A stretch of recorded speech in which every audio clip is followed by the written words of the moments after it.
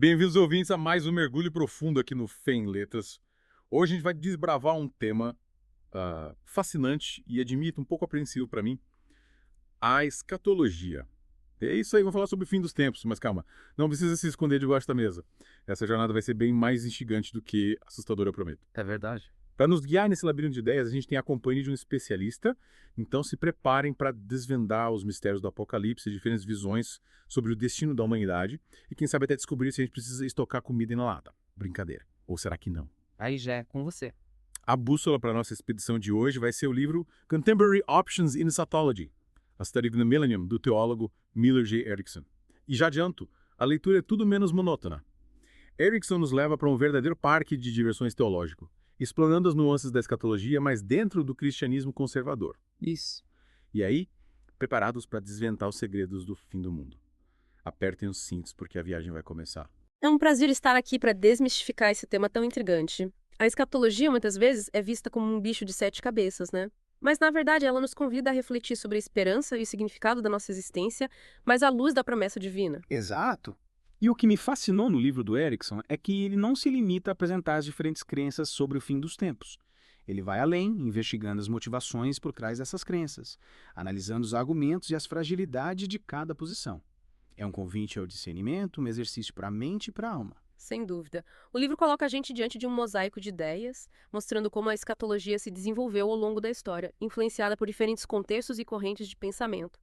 O Erickson, por exemplo, nos leva à época do movimento Em Busca do Jesus Histórico, que impactou profundamente a forma como a gente entende a escatologia hoje. Falando nesse movimento, eu me lembro de ter lido sobre essa busca por um Jesus histórico, livre de dogmas e interpretações posteriores.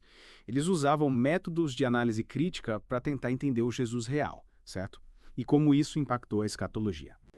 Esse movimento buscando um Jesus histórico acabou impulsionando o surgimento da escatologia consistente. A ideia central é que os ensinamentos de Jesus se concentravam principalmente na chegada futura e impactante do reino de Deus. Um dos grandes nomes dessa corrente foi o Albert Schweitzer, um teólogo que, digamos, não tinha papas na língua. Aposto que ele causou um rebuliço na época.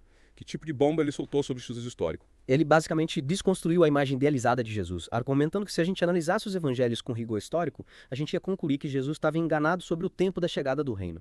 Imaginem o impacto dessa afirmação. Bom, uma sacudida e tanto nos alicerces da fé. Mas se Jesus estava errado, qual seria o significado da mensagem dele pra gente hoje? O Schweitzer ofereceu algum alternativo, algum fio de esperança para se agarrar. Bom, ele propôs uma interpretação mais mística da figura de Jesus, focando no encontro pessoal, transcendente com Cristo. Só que essa visão não era muito sólida teologicamente e acabou não convencendo muitos estudiosos. Ficou tipo uma lacuna, uma sensação de e agora? Faz sentido. E como a teologia preencheu essa lacuna?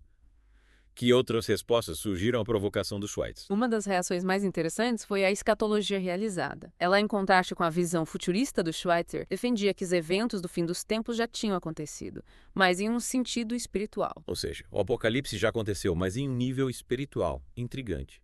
Quem foi o grande nome por trás dessa interpretação? O Serge Dort foi um dos principais defensores da escatologia realizada. Ele argumentava que o reino de Deus, como pregado por Jesus, não se referia a um evento futuro, mas à presença do divino no coração dos crentes. Seria como dizer que o paraíso já está dentro da gente. Me lembra um pouco algumas filosofias orientais. Há paralelos interessantes. Mas é crucial lembrar que a escatologia realizada ainda se baseia na narrativa bíblica, em Jesus Cristo. Claro que essa interpretação também gerou controvérsias, sendo acusada de minimizar a dimensão futura da esperança cristã. Inclusive, o próprio Tudor, ele revisou a posição dele, passando a defender que o reino, embora presente, ainda aguarda sua plena realização. Interessante, uma espécie de já, mas ainda não.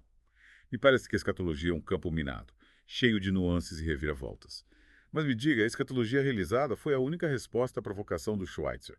Tiveram outras propostas inovadoras. Com certeza. Outro teólogo que revolucionou a forma de pensar a escatologia foi o Rudolf Bultmann, um dos expoentes da teologia dialética. A abordagem dele, usada e polêmica, buscava desmitologizar o texto bíblico para encontrar o significado existencial para o homem moderno. Imaginem só. Desmitologizar. Parece que as coisas estão ficando cada vez mais complexas. Me explique melhor, e simplesmente descartavam os elementos míticos da Bíblia. Não exatamente. O Bultmann reconhecia a importância dos mitos, mas defendia que eles deviam ser reinterpretados à luz da experiência humana. Para ele, a linguagem mítica era uma forma simbólica de expressar verdades profundas sobre a existência. Que interessante.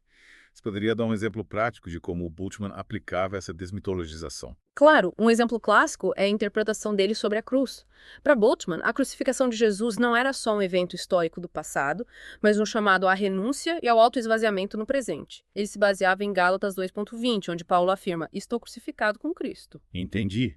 O Boltzmann buscava traduzir a linguagem mítica da Bíblia para a linguagem da experiência humana, mas como ele lidava com as profecias, com os conceitos futuristas da escatologia. Afinal, o Apocalipse, o fim dos tempos, são temas carregados de simbolismo e mistério. Ele reconhecia que Jesus e os autores bíblicos acreditavam na vinda futura do reino de Deus, mas insistia que esses conceitos deviam ser entendidos existencialmente, ou seja, a verdadeira realização da escatologia se daria na transformação interior do crente, na experiência presente de libertação do pecado, da morte. Mas essa abordagem não correria o risco de ignorar a precisão histórica dos relatos bíblicos. É uma crítica válida e o Bultmann estava ciente dela.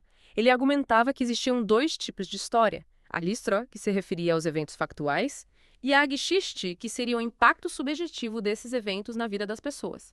Para ele, os evangelhos não eram relatos históricos neutros, mas narrativas teológicas com o objetivo de persuadir o leitor a crer em Jesus Cristo. Ou seja, ele questionava a confiabilidade histórica dos evangelhos. Que audácia! Sim, e essa posição gerou muita controvérsia.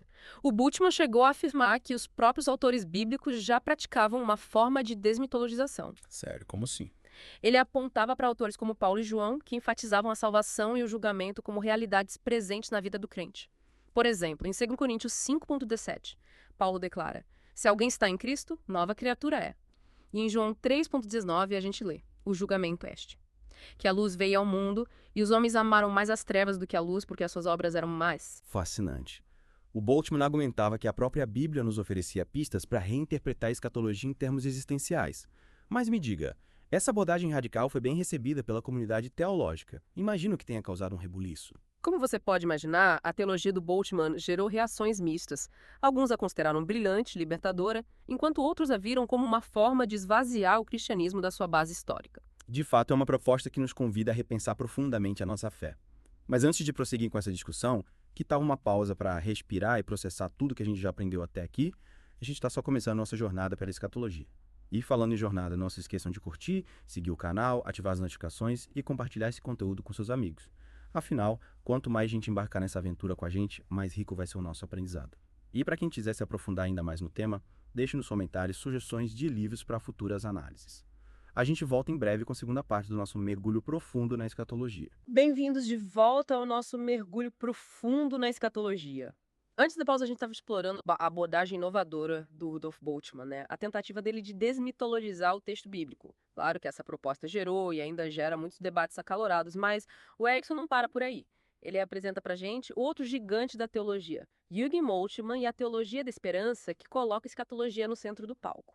E quando a gente fala de Moltmann, a gente fala de um teólogo que não teve medo de sacudir as estruturas da teologia tradicional, né? Ele vai além de simplesmente discutir as diferentes interpretações do fim dos tempos. Para Moltmann, a escatologia não é só um tópico isolado, mas é a própria base, a fundação de toda a teologia cristã. É como se ele estivesse dizendo: "Ei, se a gente quiser entender o cristianismo, a gente precisa começar pelo fim". Exatamente. E para Moltmann, entender o fim significa entender a esperança.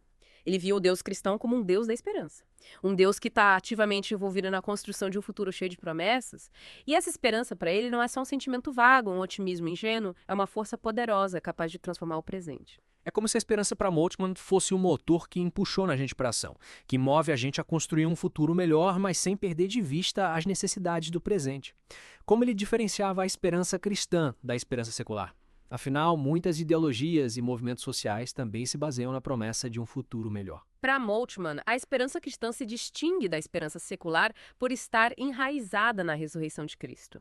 É uma esperança que transcende as expectativas humanas, que se ancora na promessa divina de um novo céu e uma nova terra. É a certeza de que, mesmo em meio ao sofrimento, à injustiça, a última palavra é de Deus.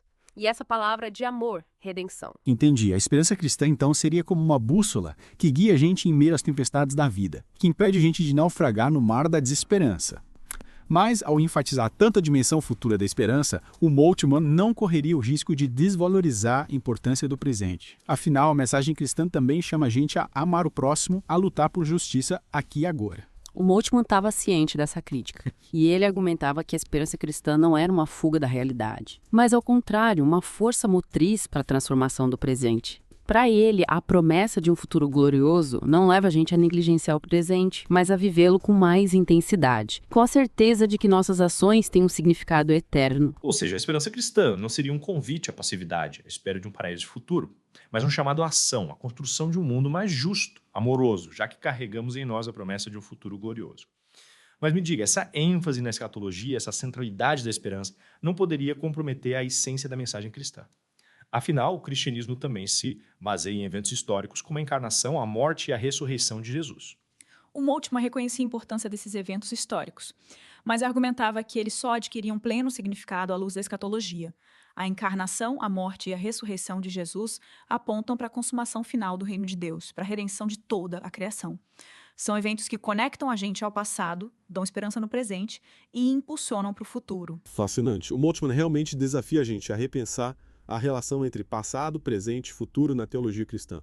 E ele faz isso sem negar a importância da história, mas mostrando que a história só encontra seu sentido pleno na promessa de um futuro glorioso. Mas como ele embasava essa teologia da esperança nas Escrituras, afinal a Bíblia também fala sobre a importância de viver o presente, de confiar em Deus em meio às dificuldades. Para Moltmann, a própria estrutura da narrativa bíblica contava para a centralidade da escatologia.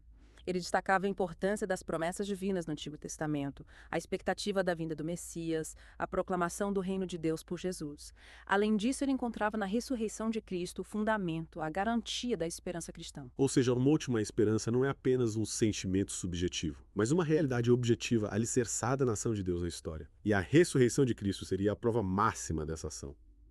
A garantia de que a promessa de um futuro glorioso se cumprirá. Exatamente. E essa esperança se manifesta na vida do crente através da fé, do amor, da ação transformadora no mundo. É a esperança que move a gente a lutar por justiça, a perdoar nossos inimigos, a amar incondicionalmente, a construir um mundo onde a paz e a compaixão prevaleçam. Compreendo. Mas, ao enfatizar tanto a dimensão futura da esperança, o Moltmann não correria o risco de criar uma expectativa irrealista, uma espécie de utopia inalcançável. Afinal, vivemos num mundo cheio de dor, sofrimento e injustiça.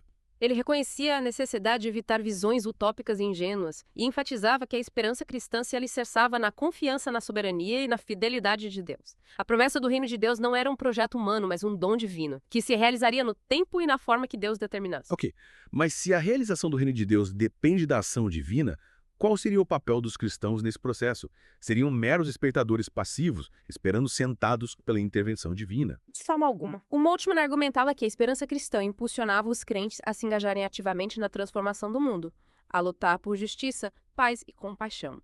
A esperança não era uma desculpa para a passividade, mas um chamado à ação responsável, um convite para sermos agentes de transformação no mundo. Entendi.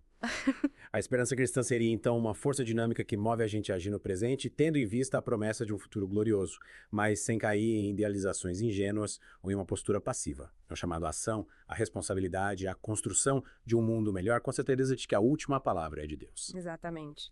E o Moltmann desafia a gente a viver essa esperança de forma integral, abrangendo as dimensões pessoal, social e cósmica da nossa existência.